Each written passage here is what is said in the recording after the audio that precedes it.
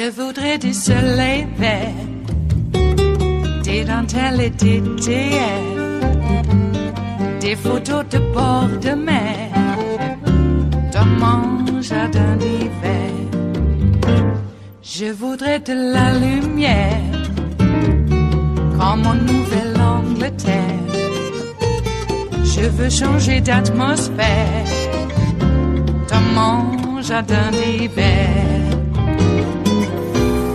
Ma robe à fleurs, sous la pluie de novembre, tes mains qui courent, je n'en peux plus de t'attendre.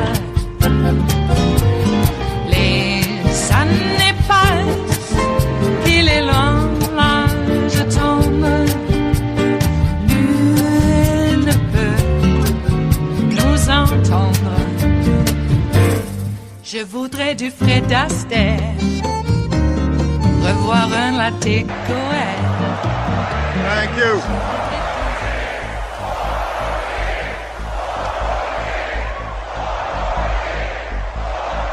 Thank you so much. Thank you. Thank you very much, everybody. Thank you. Michelle, I love you so much. A few nights ago, everybody was reminded just what a lucky man I am.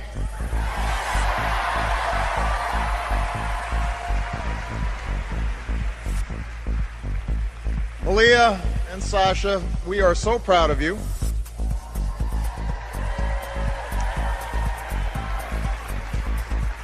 And yes, you do have to go to school in the morning.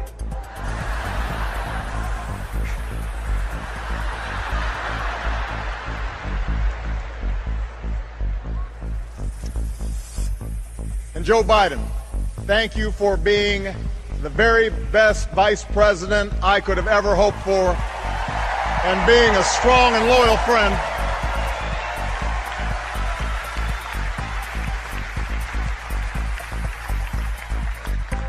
Madam Chairwoman, delegates, I accept your nomination for President of the United States.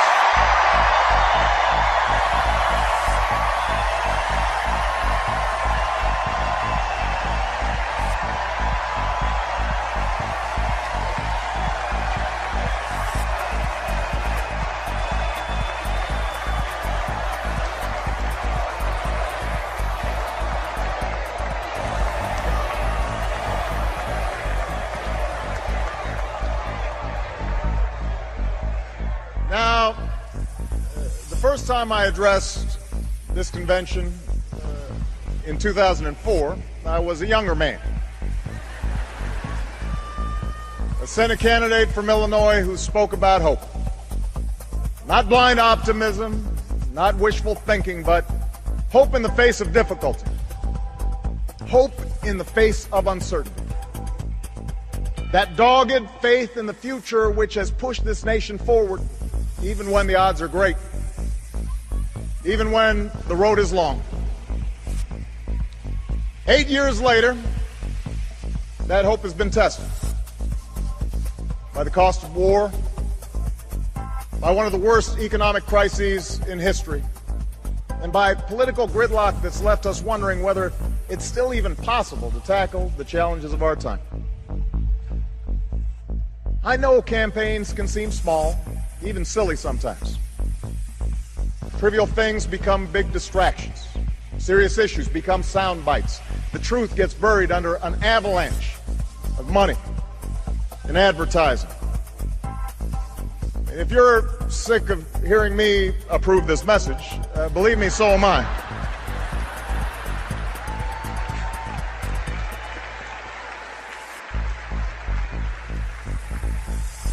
But when all is said and done, when you pick up that ballot to vote, you will face the clearest choice of any time in a generation.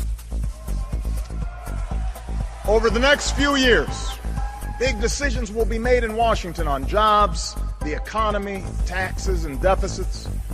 energy, education, war and peace. Decisions that will have a huge impact on our lives and on our children's lives for decades to come. And on every issue, the choice you face won't just be between two candidates or two parties. It will be a choice between two different paths for America. A choice between two fundamentally different visions for the future. Ours is a fight to restore the values that built the largest middle class and the strongest economy the world has ever known.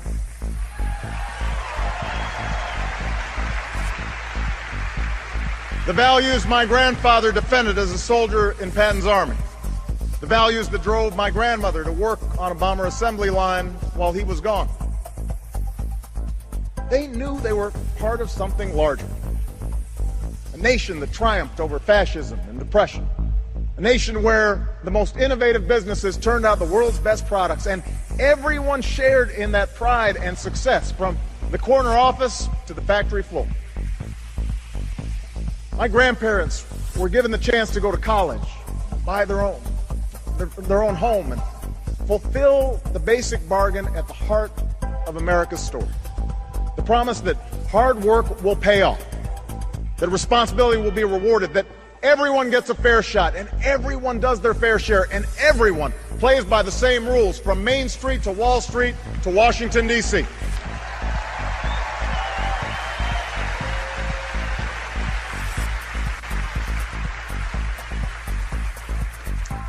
And I ran for president because I saw that basic bargain slipping away.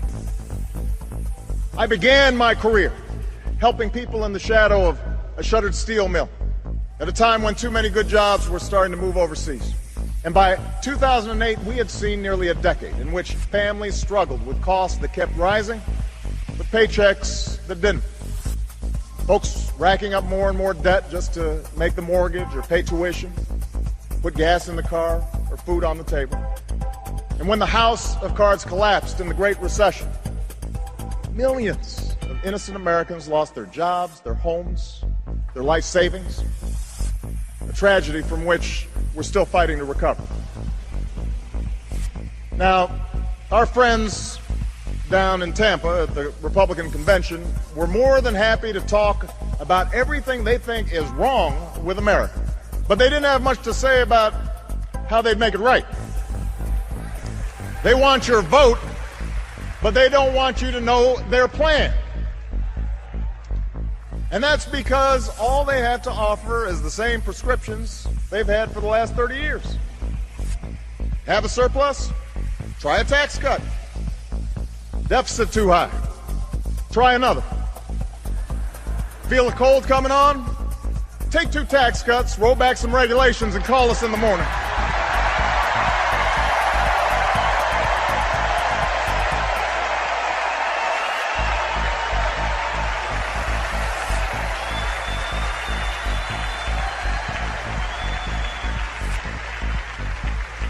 Now, I've cut taxes for those who need it.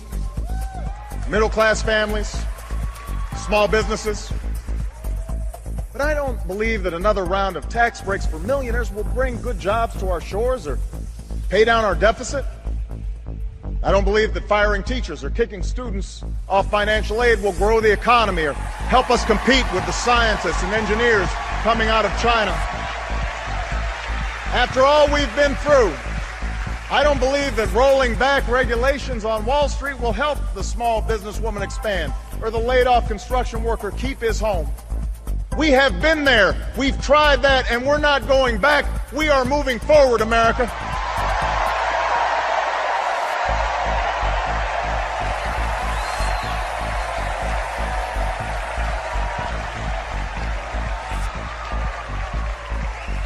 Now, I won't pretend the path I'm offering is quick or easy. I never have. You didn't elect me to tell you what you wanted to hear. You elected me to tell you the truth. And the truth is, it will take more than a few years for us to solve challenges that have built up over decades.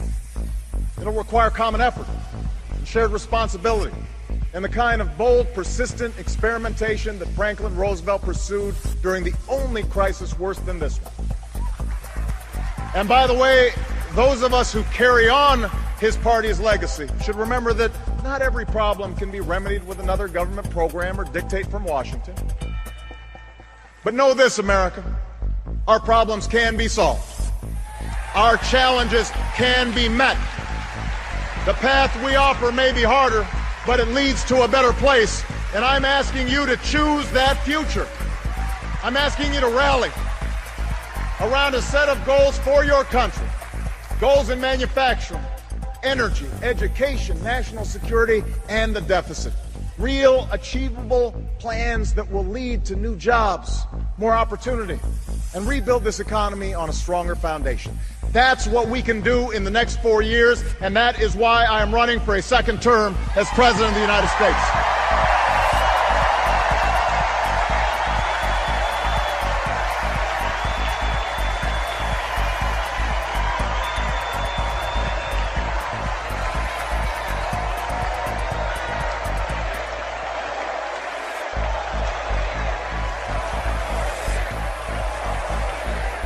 We can choose a future where we export more products and outsource fewer jobs. After a decade that was defined by what we bought and borrowed, we're getting back to basics and doing what America's always done best. We are making things again. I've met workers in Detroit and Toledo who feared they'd never build another American car. And today they can't build them fast enough because we reinvented a dying auto industry that's back on the top of the world. I've worked with business leaders who are bringing jobs back to America, not because our workers make less pay, but because we make better products, because we work harder and smarter than anyone else. I've signed trade agreements that are helping our companies sell more goods to millions of new customers, goods that are stamped with 3 proud words, made in America.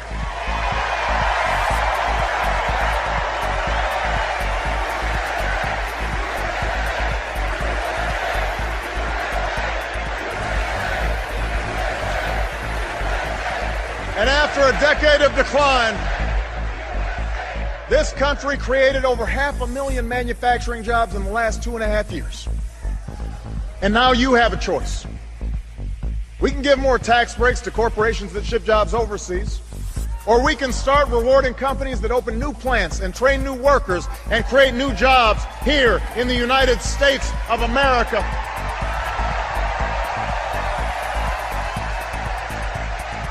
We can help big factories and small businesses double their exports. And if we choose this path, we can create 1 million new manufacturing jobs in the next 4 years. You can make that happen. You can choose that future. You can choose the path where we control more of our own energy. After 30 years of inaction, we raised fuel standards so that by the middle of the next decade, cars and trucks will go twice as far on a gallon of gas. We have doubled our use of renewable energy, and thousands of Americans have jobs today building wind turbines and long-lasting batteries. In the last year alone, we cut oil imports by 1 million barrels a day, more than any administration in recent history. And today, the United States of America is less dependent on foreign oil than at any time in the last 2 decades.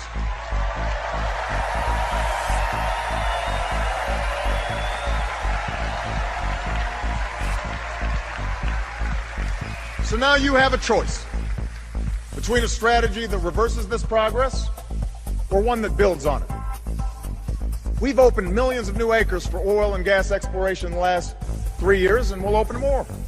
But unlike my opponent, I will not let oil companies write this country's energy plan or endanger our coastlines or collect another $4 billion in corporate welfare from our taxpayers. We're offering a better path.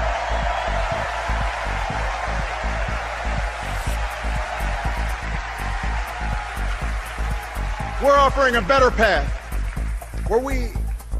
a future where we keep investing in wind and solar, and clean coal, where farmers and scientists harness new biofuels to power our cars and trucks, where construction workers build homes and factories that waste less energy, where we develop a 100-year supply of natural gas that's right beneath our feet. If you choose this path, we can cut our oil imports in half by 2020 and support more than 600,000 new jobs in natural gas alone.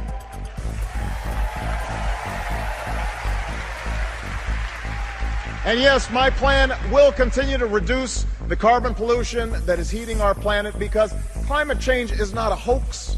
More droughts and floods and wildfires are not a joke. They are a threat to our children's future, and in this election, you can do something about it.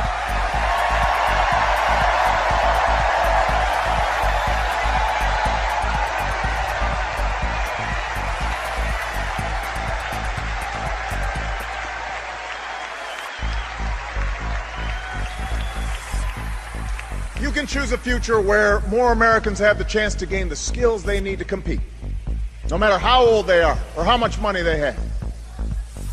Education was the gateway to opportunity for me. It was the gateway for Michelle. It was the gateway for most of you. And now, more than ever, it is the gateway to a middle-class life. For the first time in a generation, nearly every state has answered our call to raise their standards for teaching and learning. Some of the worst schools in the country have made real gains in math and reading. Millions of students are paying less for college today because we finally took on a system that wasted billions of taxpayer dollars on banks and lenders. And now you have a choice.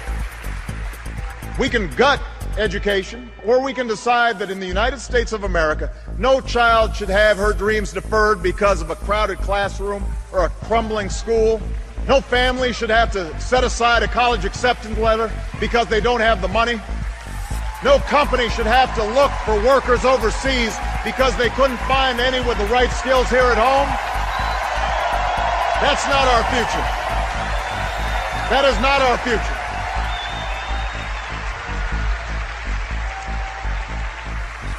The government has a role in this, but teachers must inspire. Principals must lead. Parents must instill a thirst for learning, and students, you got to do the work. And together, I promise you, we can out-educate and out-compete any nation on earth. So help me recruit 100,000 math and science teachers within 10 years and improve early childhood education. Help give 2 million workers the chance to learn skills at their community college that will lead directly to a job. Help us work with colleges and universities to cut in half the growth of tuition costs over the next 10 years. We can meet that goal together. You can choose that future for America.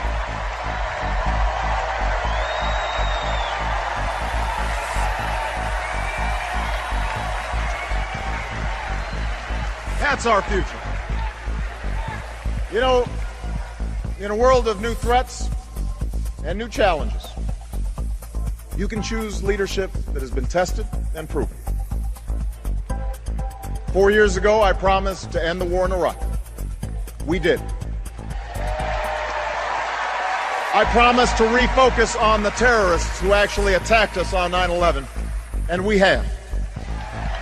We've blunted the Taliban's momentum in Afghanistan, and in 2014, our longest war will be over.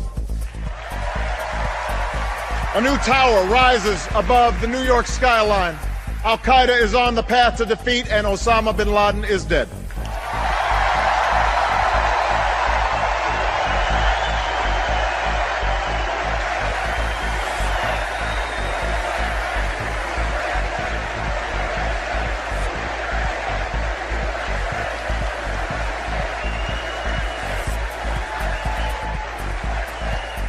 But tonight, we pay tribute to the Americans who still serve in harm's way. We are forever in debt to a generation whose sacrifice has made this country safer and more respected. We will never forget you. And so long as I'm Commander-in-Chief, we will sustain the strongest military the world has ever known. when you take off the uniform, we will serve you as well as you've served us, because no one who fights for this country should have to fight for a job or a roof over their heads or the care that they need when they come home.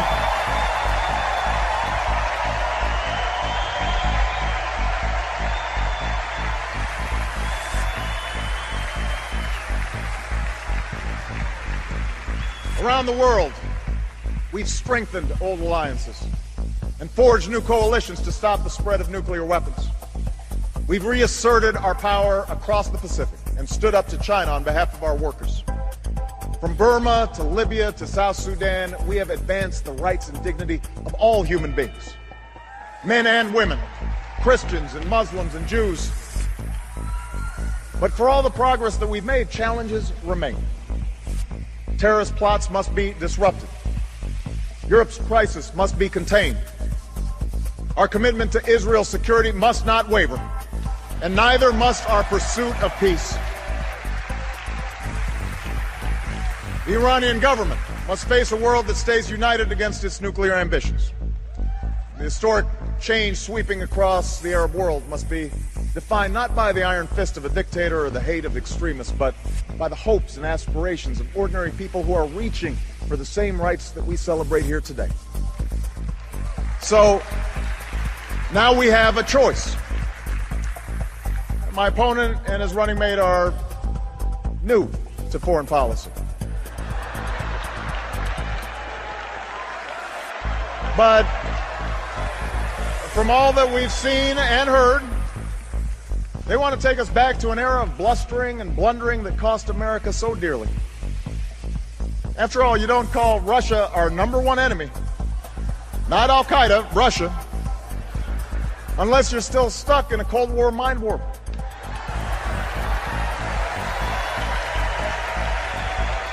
You might not be ready for diplomacy with Beijing if you can't visit the Olympics without insulting our closest ally.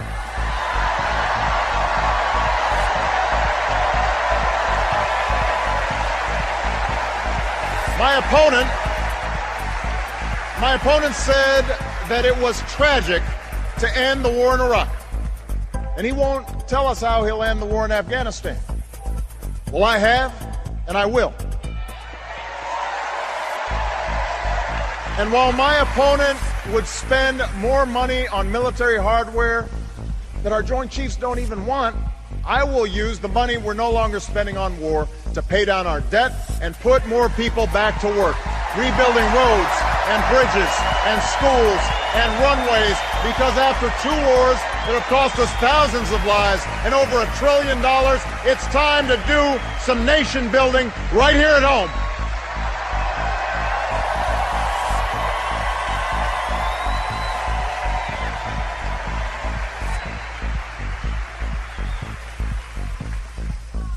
You can choose a future where we reduce our deficit without sticking it to the middle class.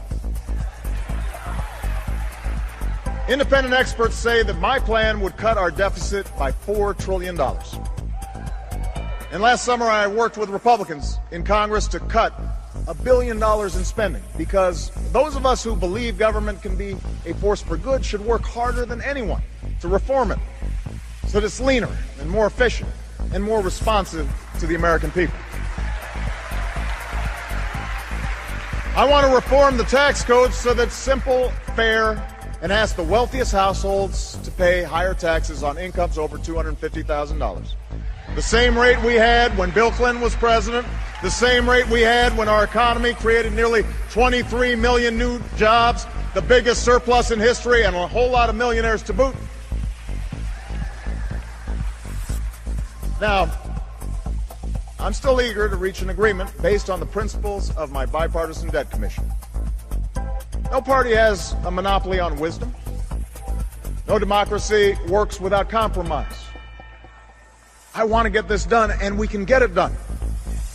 But when Governor Romney and his friends in Congress tell us we can somehow lower our deficits by spending trillions more on new tax breaks for the wealthy, well, what Bill Clinton call it? You do the arithmetic. You do the math. I refuse to go along with that. And as long as I'm president, I never will. I refuse to ask middle-class families to give up their deductions for owning a home or raising their kids just to pay for another millionaire's tax cut. I refuse to ask students to pay more for college or kick children out of Head Start programs to eliminate health insurance for millions of Americans who are poor and elderly or disabled. Also, those with the most can pay less. I'm not going along with that.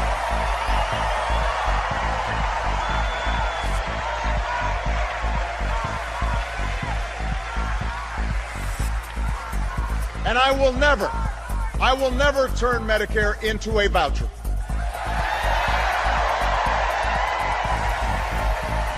No American should ever have to spend their golden years at the mercy of insurance companies. They should retire with the care and the dignity that they have earned. Yes, we will reform and strengthen Medicare for the long haul, but we'll do it by reducing the cost of health care, not by asking seniors to pay thousands of dollars more. And we will keep the promise of Social Security by taking the responsible steps to strengthen it, not by turning it over to Wall Street.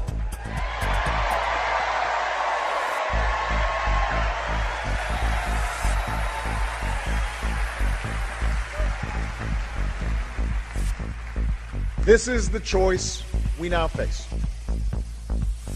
This is what the election comes down to. Over and over, we've been told by our opponents that bigger tax cuts and fewer regulations are the only way. That since government can't do everything, it should do almost nothing. If you can't afford health insurance, hope that you don't get sick. If a company releases toxic pollution into the air your children breathe, well, that's the price of progress. If you can't afford to start a business or go to college, take my opponent's advice and borrow money from your parents.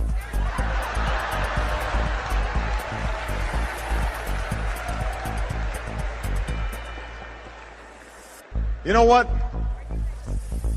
That's not who we are. That's not what this country's about. As Americans, we believe we are endowed by our Creator with certain inalienable rights, rights that no man or government can take away. We insist on personal responsibility, and we celebrate individual initiative. We're not entitled to success. We have to earn it. We honor the strivers, the dreamers, the risk takers, the entrepreneurs who have always been the driving force behind our free enterprise system, the greatest engine of growth and prosperity that the world's ever known. But we also believe in something called citizenship. Citizenship. A word at the very heart of our founding. A word at the very essence of our democracy. The idea that this country only works when we accept certain obligations to one another and to future generations. We believe that when a CEO pays his auto workers enough to buy the cars that they build, the whole company does better. We believe that when a family can no longer be tricked into signing a mortgage they can't afford, that family's protected, but so is the value of other people's homes. And so is the entire economy. We believe the little girl who's offered an escape from poverty by a great teacher or a grant for college could become the next Steve Jobs, or the scientist who cures cancer, or the President of the United States, and it is in our power to give her that chance.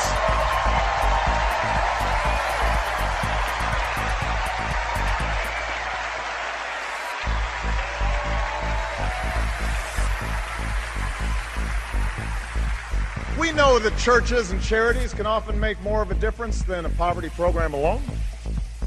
We don't want handouts for people who refuse to help themselves, and we certainly don't want bailouts for banks that break the rules.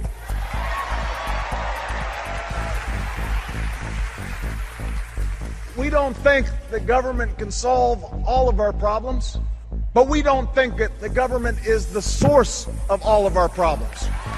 any more than our welfare recipients or corporations or unions or immigrants or gays or any other group we're told to blame for our troubles.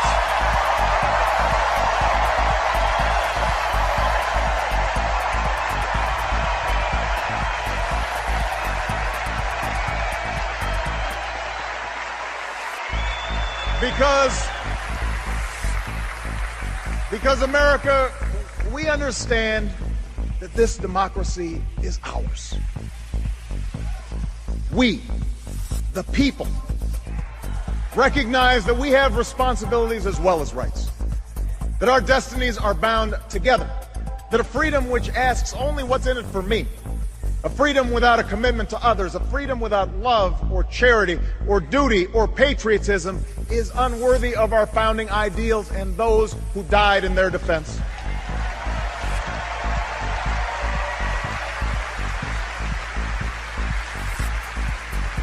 As citizens, we understand that America is not about what can be done for us. It's about what can be done by us, together, through the hard and frustrating but necessary work of self-government. That's what we believe. So you see, the election 4 years ago wasn't about me. It was about you. My fellow citizens, you were the change. You're the reason there's a little girl with a heart disorder in Phoenix who'll get the surgery she needs because an insurance company can't limit her coverage. You did that.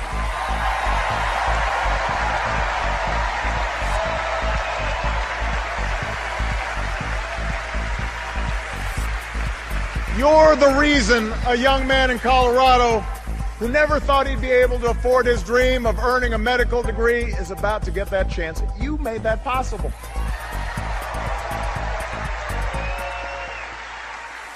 You're the reason a young immigrant who grew up here and went to school here and pledged allegiance to our flag will no longer be deported from the only country she's ever called home. Why selfless soldiers won't be kicked out of the military because of who they are or who they love. Why thousands of families have finally been able to say to the loved ones who served us so bravely, welcome home. Welcome home. You did that. You did that. You did that. If you turn away now,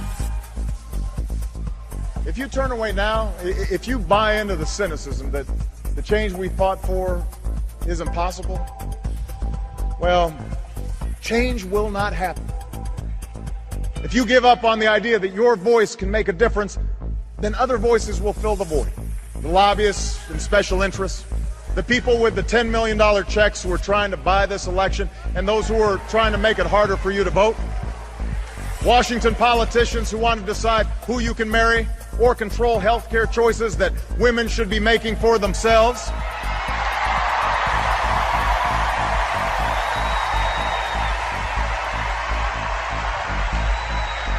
Only you can make sure that doesn't happen. Only you have the power to move us forward.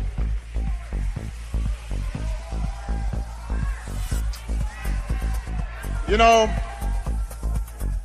I recognize that times have changed since I first spoke to this convention. Times have changed, and so have I. I'm no longer just a candidate. I'm the president.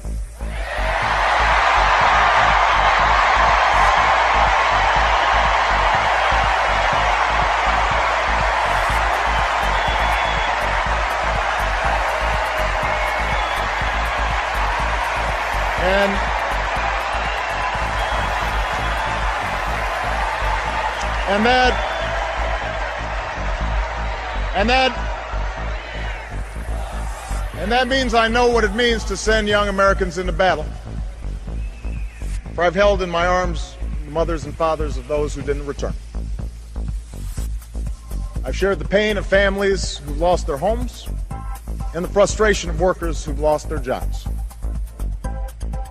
If the critics are right that I've made all my decisions based on polls, then I must not be very good at reading them.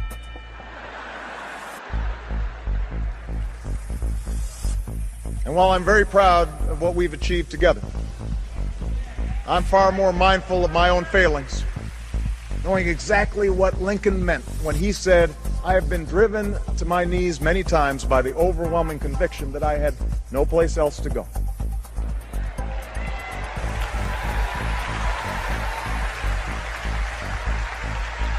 But as I stand here tonight, I have never been more hopeful about America. Not because I think I have all the answers, not because I'm naive about the magnitude of our challenges. I'm hopeful because of you. The young woman I met at a science fair who won national recognition for her biology research while living with her family at a homeless shelter, she gives me hope. The auto worker who won the lottery after his plant almost closed but kept coming to work every day and bought flags for his whole town and one of the cars that he built to surprise his wife. He gives me hope. The family business in Warroad, Minnesota, that didn't lay off a single one of their 4,000 employees when the recession hit, even when their competitors shut down dozens of plants, even when it meant the owner gave up some perks and some pay, because they understood that their biggest asset was the community and the workers who had helped build that business. They give me hope.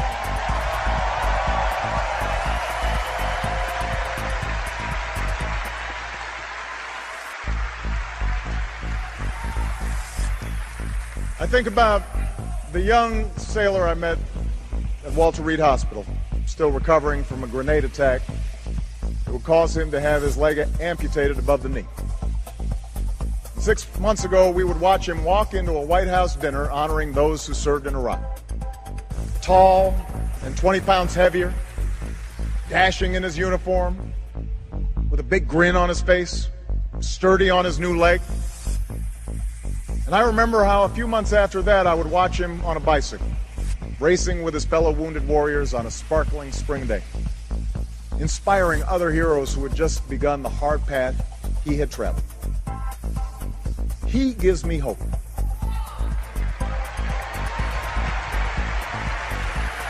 He gives me hope. I don't know what party these men and women belong to. I don't know if they'll vote for me. But I know that their spirit defines us. They remind me in the words of Scripture that ours is a future filled with hope. And if you share that faith with me, if you share that hope with me, I ask you tonight for your vote.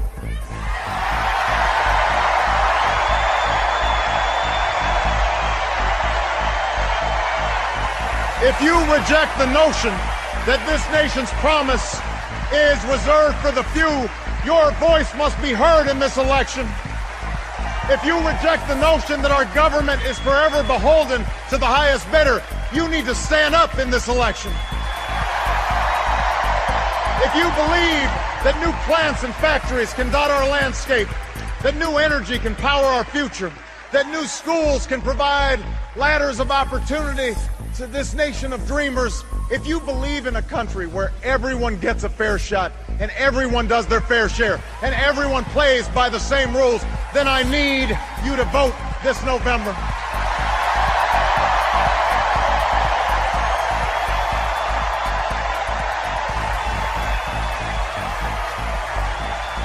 America, I never said this journey would be easy, and I won't promise that now. Yes, our path is harder, but it leads to a better place. Yes, our road is longer, but we travel it together. We don't turn back. We leave no one behind. We pull each other up. We draw strength from our victories, and we learn from our mistakes, but we keep our eyes fixed on that distant horizon, knowing that Providence is with us and that we are surely blessed to be citizens of the greatest nation on earth. Thank you. God bless you. And God bless these United States. Ladies and gentlemen, President Barack Obama.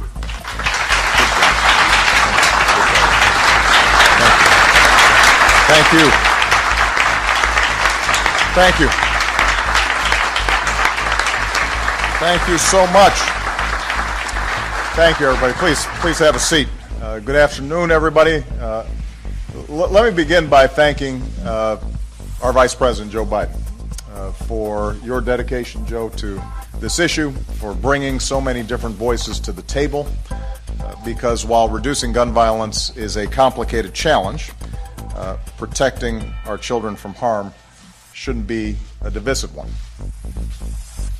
Over the month since the tragedy in Newtown, we've heard from so many, and obviously none have affected us more than the families of those gorgeous children and their teachers and guardians who were lost. And so we're grateful to all of you for taking the time to be here and recognizing that we honor their memories, in part by doing everything we can to prevent this from happening again.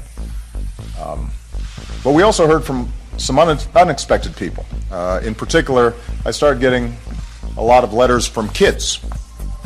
4 of them are here today: Grant Fritz, Julia Stokes, Hina Ziha, and Tasia Good. They're pretty representative of some of the messages that I got.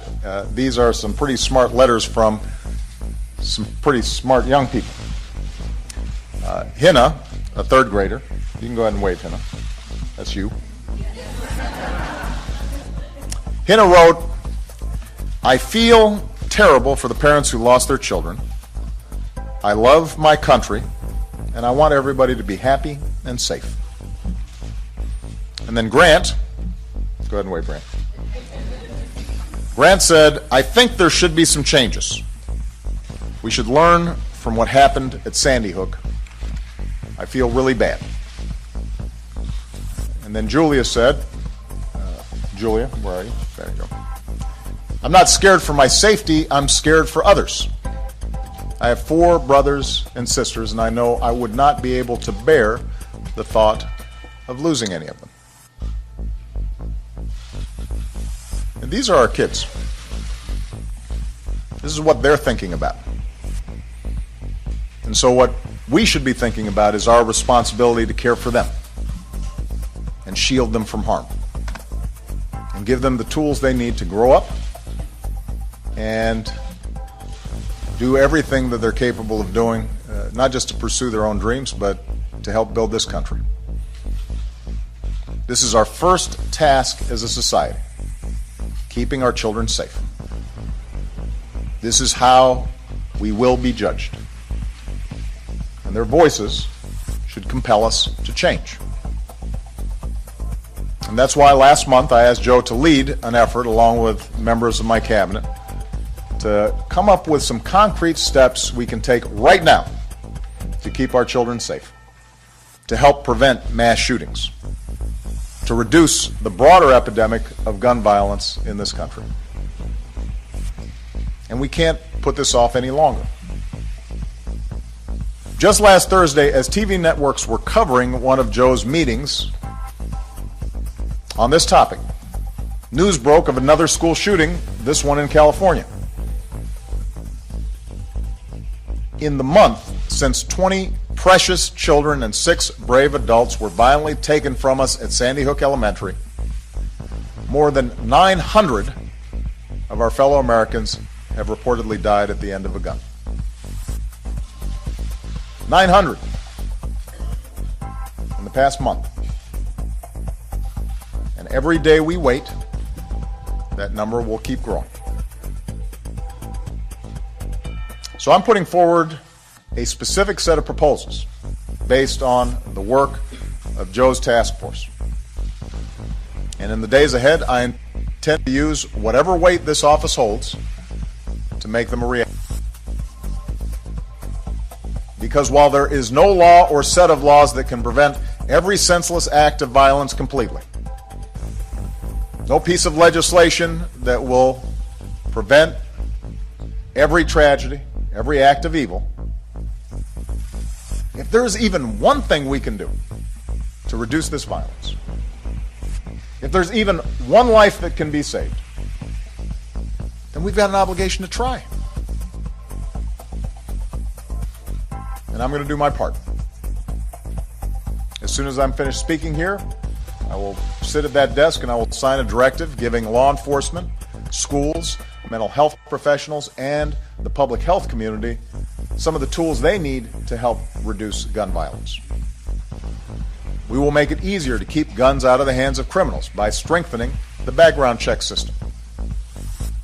We will help schools hire more resource officers if they want them, and develop emergency preparedness plans. We will make sure mental health professionals know their options for reporting threats of violence, even as we acknowledge that someone with a mental illness is far more likely to be a victim of violent crime than the perpetrator. And while year after year, those who oppose even modest gun safety measures have threatened to defund scientific or medical research into the causes of gun violence, I will direct the Centers for Disease Control to go ahead and study the best ways to reduce it. And Congress should fund research into the effects that violent video games have on young minds. We don't benefit from ignorance.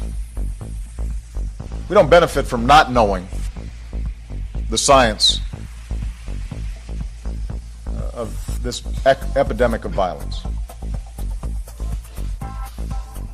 Now, these are a few of the 23 executive actions that I'm announcing today. But as important as these steps are, they are in no way a substitute for action from members of Congress. To make a real and lasting difference, Congress too must act. And Congress must act soon. And I'm calling on Congress to pass some very specific proposals right away. First, it's time for Congress to require a universal background check for anyone trying to buy a gun.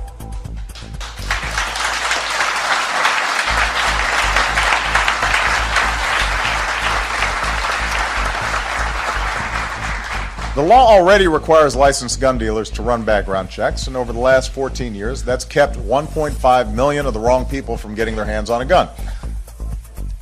But it's hard to enforce that law when as many as 40% of all gun purchases are conducted without a background check. That's not safe, that's not smart, it's not fair to responsible gun buyers or sellers. If you want to buy a gun, whether it's from a licensed dealer or a private seller, you should at least have to show you are not a felon or somebody legally prohibited from buying one. This is common sense. And an overwhelming majority of Americans agree with us on the need for universal background checks, including more than 70% of the National Rifle Association's members, according to one survey. So there's no reason we can't do this.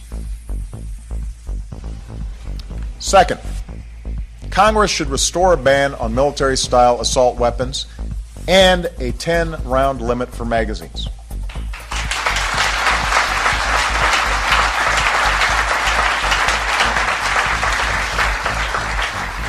The type of assault rifle used in Aurora, for example, when paired with high-capacity magazines, has one purpose: to pump out as many bullets as possible as quickly as possible, to do as much damage, using bullets often designed to inflict maximum damage. And that's what allowed the gunman in Aurora to shoot 70 people. 70 people, killing 12 in a matter of minutes. Weapons designed for the theater of war have no place in a movie theater. A majority of Americans agree with us on this. And by the way, so did Ronald Reagan, one of the staunchest defenders of the Second Amendment, who wrote to Congress in 1994 urging them, this is Ronald Reagan speaking, urging them to listen to the American public and to the law enforcement community and support a ban on the further manufacture of military-style assault weapons.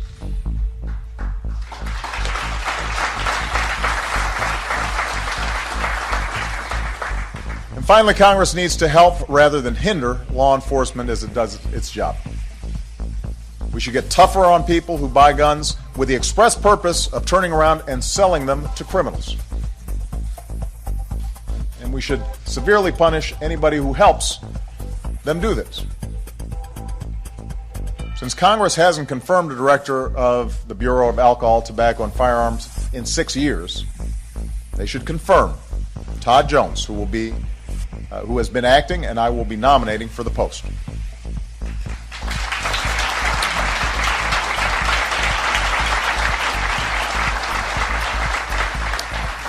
And at a time when budget cuts are forcing many communities to reduce their police force, we should put more cops back on the job and back on our streets.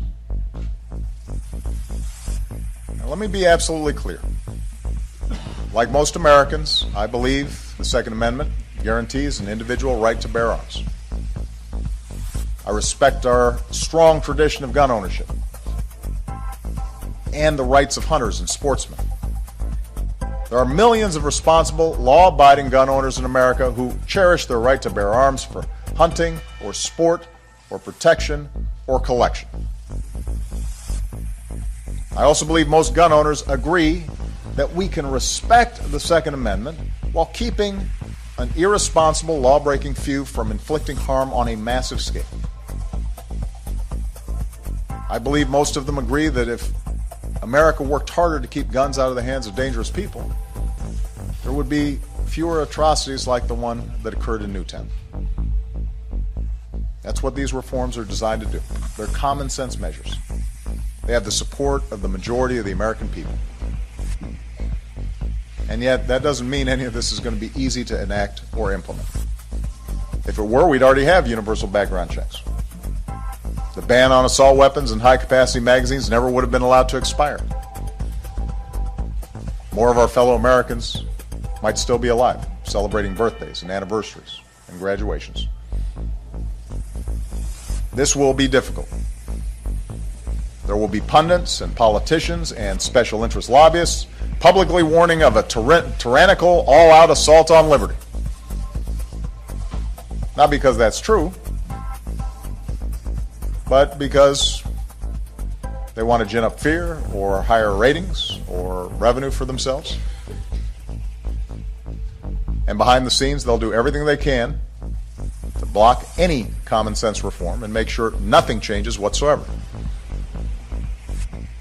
The only way we will be able to change is if their audience, their constituents, their membership says this time must be different. That this time we must do something to protect our communities and our kids. I will put everything I've got into this, and so will Joe. But I tell you, the only way we can change is if the American people demand it. And by the way, that doesn't just mean from certain parts of the country. We're going to need voices in those areas, in those congressional districts where the tradition of gun ownership is strong, to speak up and to say this is important. It can't just be the usual suspects. We have to examine ourselves and our hearts and ask ourselves what is important. This will not happen unless the American people demand it. If parents and teachers, police officers and pastors, if hunters and sportsmen, if responsible gun owners, if Americans of every background stand up and say, enough, we've suffered too much pain and care too much about our children to allow this to continue, then change will come. That's what it's going to take. You know, in the letter that Julia wrote me, she said, I know that laws have to be passed by Congress, but I beg you to try very hard.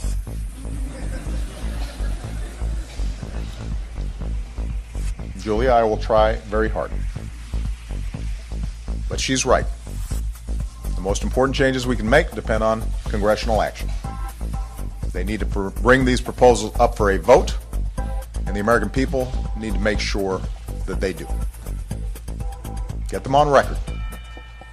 Ask your member of Congress if they support universal background checks to keep guns out of the wrong hands. Ask them if they support renewing a ban on military-style assault weapons and high-capacity magazines. And if they say no, ask them why not.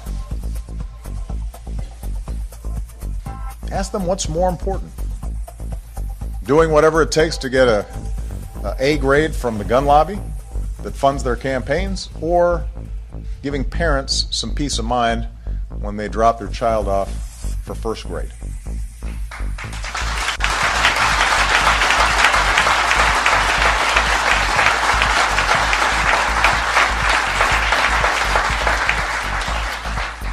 This is the land of the free, and it always will be. As Americans, we are endowed by our Creator with certain inalienable rights that no man or government can take away from us.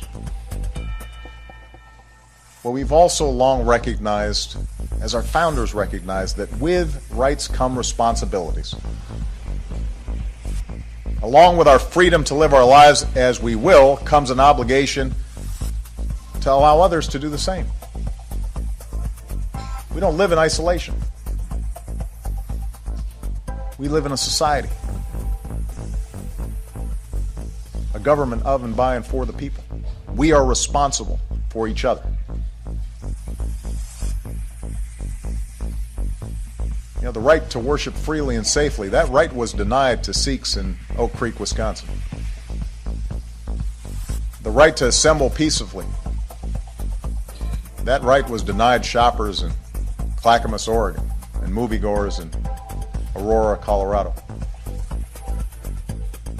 That most fundamental set of rights to life and liberty and the pursuit of happiness, fundamental rights that were denied to college students at Virginia Tech, and high school students at Columbine, and elementary school students in Newtown, and kids on street corners in Chicago on too frequent a basis to tolerate it.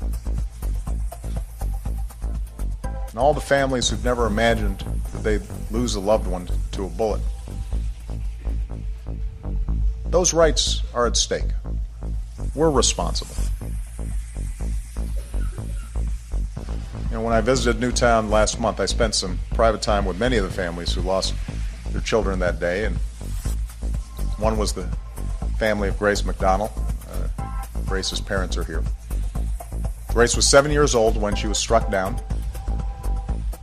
Just a gorgeous, caring, joyful little girl. I'm told she loved pink. She loved the beach. She dreamed of becoming a painter. And so just before I left, Chris, her father, gave me one of her paintings. And I hung it in my private study, just off the Oval Office. And every time I look at that painting, I think about Grace. And I think about the life that she lived, and the life that lay ahead of her. And most of all, I think about how, when it comes to protecting the most vulnerable among us, we must act now. For Grace. For the 25 other innocent children and devoted educators who had so much left to give. For the men and women in big cities and small towns who fall victim to senseless violence each and every day. For all the Americans who are counting on us to keep them safe from harm. Let's do the right thing. Let's do the right thing for them and for this country that we love so much.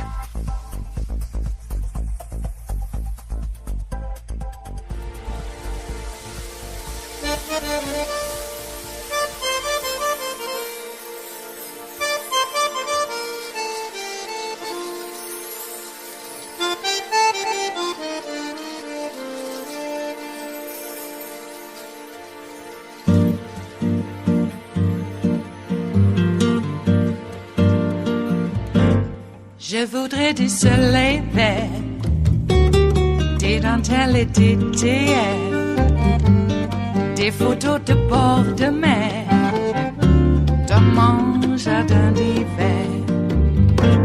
Je voudrais de la lumière, comme en Nouvelle-Angleterre. Je veux changer d'atmosphère dans mon jardin d'hiver. Ma robe à fleurs sous la pluie de novembre. Tes mains qui courent, je n'en peux plus de t'attendre.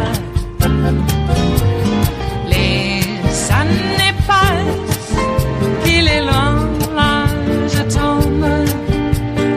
Nul ne peut nous entendre. Je voudrais du Fred Astaire, revoir un latte Goël. Je voudrais toujours te plaire dans mon jardin d'hiver. Je veux déjeuner par terre comme au long de golfe clair, t'embrasser les yeux ouverts dans mon jardin d'hiver. Ma robe à fleurs sous la pluie de novembre. Tes mains qui courent, je n'en peux plus de t'attendre. Les années passent, il est loin, là je tombe. Nul ne peut nous entendre. Ba-da-da-dum-di-da-dum, ba-da-da-dum-di-da-dum, ba-da-da-dum-di-da-dum, dans mon jardin d'hiver. Ba-da-da-dum-di-da-dum, ba-da-da-dum-di-da-dum, ba-da-da-dum-di-da-dum, dans mon jardin d'hiver. Dans mon jardin d'hiver, dans mon jardin d'hiver.